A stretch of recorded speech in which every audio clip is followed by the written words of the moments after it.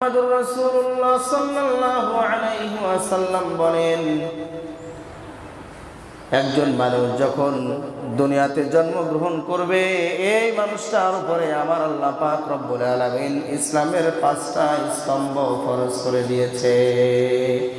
একজন মানুষের জন্য সম্মানিত উপস্থিতি, সামনে রমজান মাস, শাবান মাসের এটাই শেষ জুমা। আল্লাহ পাক রব্বুল আলামিন আমাকে আপনাকে রমজান মাস দিয়েছেন যাতে করে এই রমজান মাসের রোজাগুলো আমরা আদায় করে নিয়ে জীবনের গুনাহগুলো মাফ করায় নিতে পারি। আল্লাহ তাআলা আমাদের গুনাহ মাফের জন্য একটি রাস্তা, একটি সুযোগ করে দিয়েছেন, সেটা হলো মাহে রমজান মাস।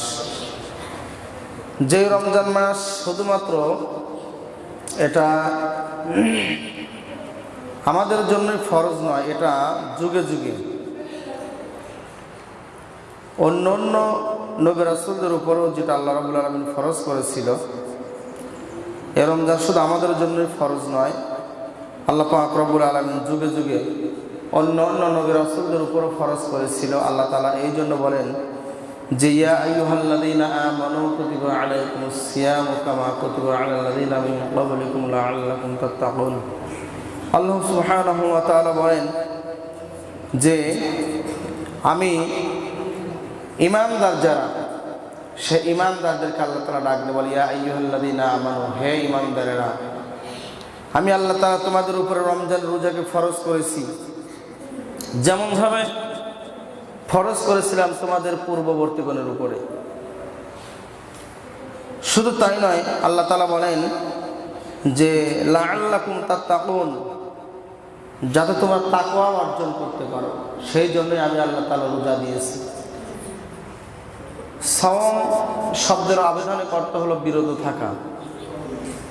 দুনিয়ার সমস্ত অশ্লীল ফায়সা কাজ, বেহায়াপনা কাজ, খারাপ কাজ, অন্যায় কাজ, সমস্ত বেহায়াপনা কাজ থেকে বিরত থাকা।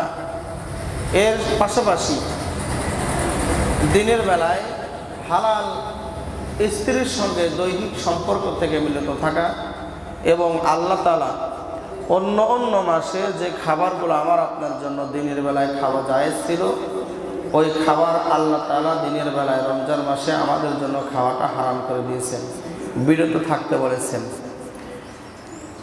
আল্লাহ হাবিব সাল্লাল্লাহু আলাইহি ওয়াসাল্লাম হাদিস শরীফের মধ্যে বলেন, বুনিয়াল ইসলামু আলা খামসিহি শাহাদাতান আশহাদু আল্লা ইলাহা ইল্লাল্লাহ ওয়া আন্না মুহাম্মাদান আবদুহু ওয়া রাসূলুহু ওয়া ইকামুস সালাহ ওয়া ইতাইজ যাকাত ওয়াল হজ্জ ওয়াল আস-সাওমু লি রমাদান।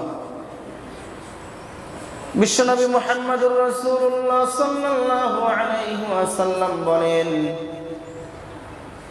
একজন মানুষ যখন দুনিয়াতে জন্মগ্রহণ করবে, এই মানুষটার উপরে আমার আল্লাহ পাক রব্বুল আলামিন ইসলামের 5টা স্তম্ভ ফরজ করে দিয়েছে। একজন মানুষের জন্য